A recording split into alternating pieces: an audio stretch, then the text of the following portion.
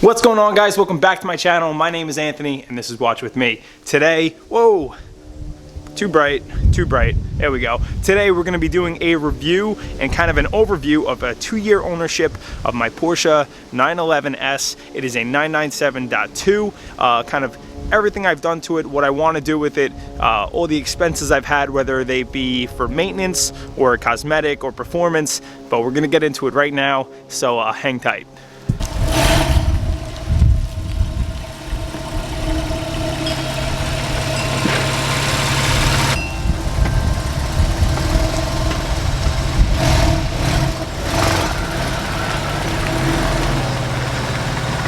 All right, so I've had the car now for 2 years, and this has always been my dream car.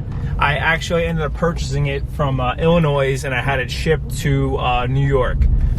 The reason for that, to find exactly what I was looking for, which is a 997.2 in black with a 6-speed transmission. It was very difficult in my price range, being everything in the tri-state area is much more expensive.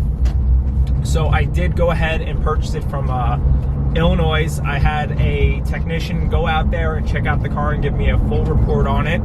And yeah, it was, I purchased the car for in the 50s, and it had 35,000 miles on it. It was in very good condition, and it cost about $1,000 to have it shipped in a completely closed truck.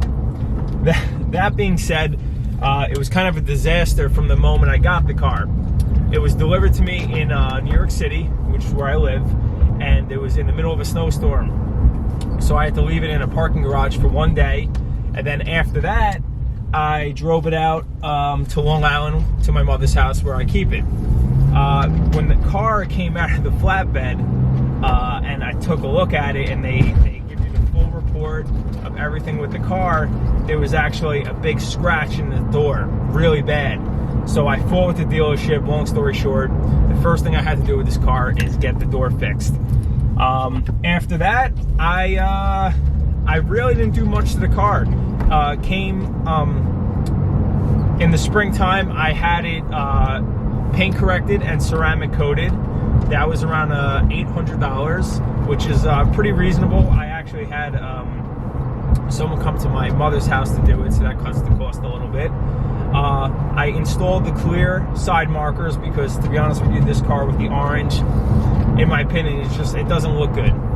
I also did, let's see, the first year I had to replace both front tires, and I had to go with the Michelin pilots because that's what the car had, and they're great performing tires, and I don't drive the car much, so that's what I wanted to stick with. So the 2 front tires installation, and I needed a sensor for one of my front tires. That was like $1,000. You know, so little things here and there. Long story short, my first year of driving the car, I only drove it around 3,000 miles, and I put around $3,000 into the car. Now, my second year, unfortunately, I broke my foot, and I couldn't drive the car too much, and even to this day, I don't drive it that much now because it really hurts my left foot when I use the clutch. But this year was much more of a year in terms of modification. I did 15mm spacers all around, which in my opinion, I think it really helps the wheel gap. I think it really helps the stance of the car. You know, the tires sit kind of far into the car, and I think 15mm all around, which is not the norm, I think really makes the car stand much better. I also installed H&R Springs, which, good thing I had the spacers, because if you lower the car without spacers, they're really going to sit far into the car. I did the GT3 Tek front lip, which was only around $300, which is a great option if you don't want to go ahead and do the GT3 bumper, which is a few thousand, and obviously to get it painted. I think this kind of gives it that much more aggressive look at a much cheaper price point, and you know what, it held me over and lets me think about if I want to go ahead and do the bumper. I did do the GT3 wing, which was around $1,500. I didn't go with the OEM wing because, to be honest with you, I just felt like this company that I use, which is I'm drawing a blank. It's like NR Auto or something like that. I'll leave a link down below to them. You know, it is a fiberglass wing, but I would have been much more nervous about doing a fiberglass front bumper in case you ever hit into anything. It's, you know, prone to shattering. With the wing, I wasn't as concerned. So the wing was $1,500 to get it painted and installed. It was around $700. I shaved the back trunk and put the black 911 badge on it. I think it looks so much better. I also thumbs up. I also did I did a SharkWerks X-Pipe on the car.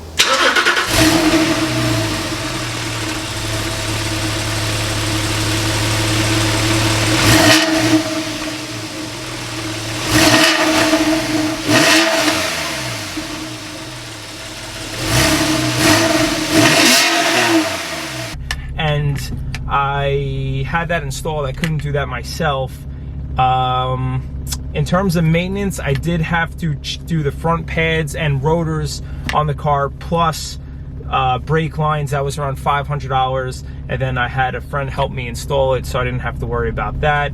Obviously, oil change, kind of drawing a blank on a few different things, but basically, long story short, 2 years of ownership. I drove the car just under 7,000 miles, and I actually put $10,000 into the car, which is kind of crazy, but that's the front lip, the wing, the painted front tires, front brakes, springs, wheel alignment.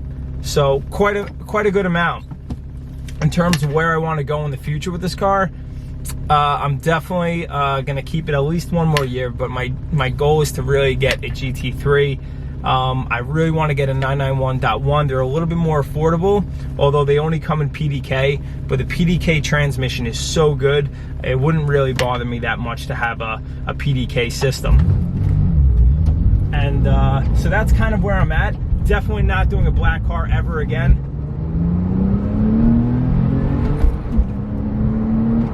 I love this car. I will miss having a stick transmission, but you know what? The PDK seems pretty fun. You know what? I've entertained the thought of getting a 911 Turbo, a 991.1 as well, which only came in PDK, but I'm not 100% sure. I really do love this car, but it now has around 43,000 miles. I've pretty much done everything I wanted to do with this car.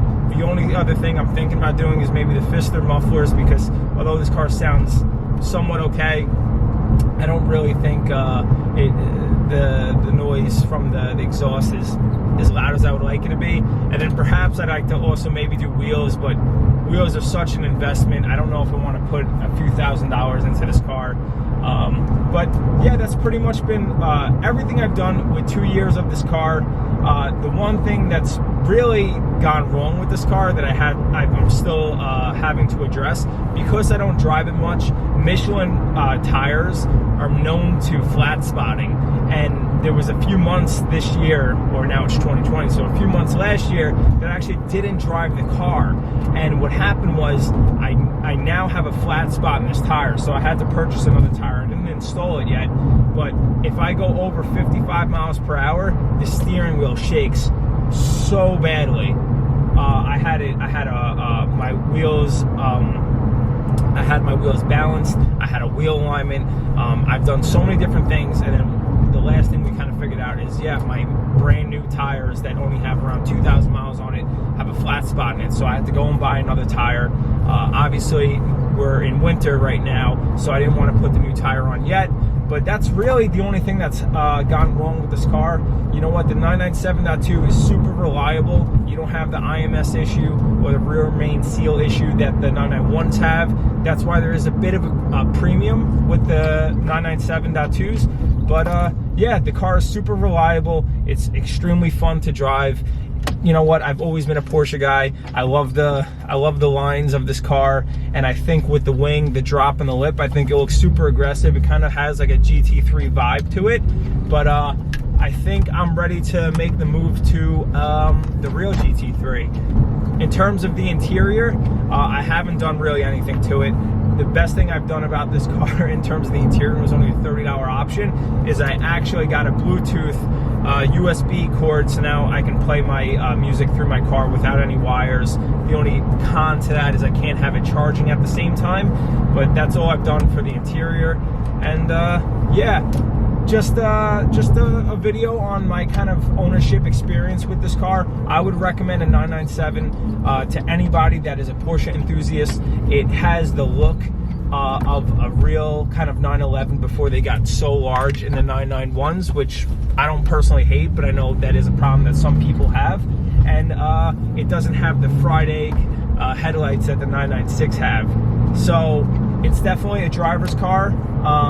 And you know what, I'm pretty methodical with it, but it's going to be up for sale probably within a year or so. It's almost completely paid off. But do me a favor, guys, if you like this video, give me a big thumbs up. I want to do some other content with my car, and I do also have quite a bit of OCD, which you need if you have a black car. So I'll do a tutorial of how I keep this car so clean. But if you like the video, give me a thumbs up. Leave a comment down below of what you think of my car, or if you have a 911, what do you like about your car? What has been the pros and cons of your ownership of your 911? And yeah, until next time, guys, peace.